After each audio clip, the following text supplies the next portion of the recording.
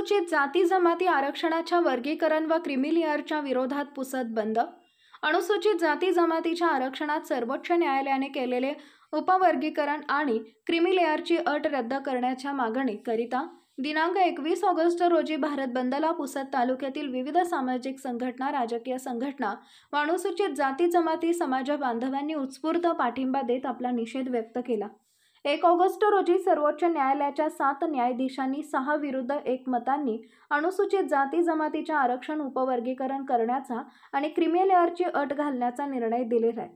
तसेच आरक्षणाचा लाभ एकदा घेतल्यानंतर पुन्हा घेता येणार नाही असंही एका न्यायाधीशांनी नमूद केले.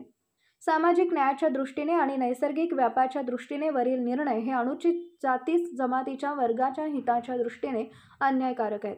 आरक्षणात आरक्षण आणि त्यात अ, ब, क, ड 4 मध्ये उपवर्गीकरण हे कोणत्याही दृष्टीने समर्थनीय नाही.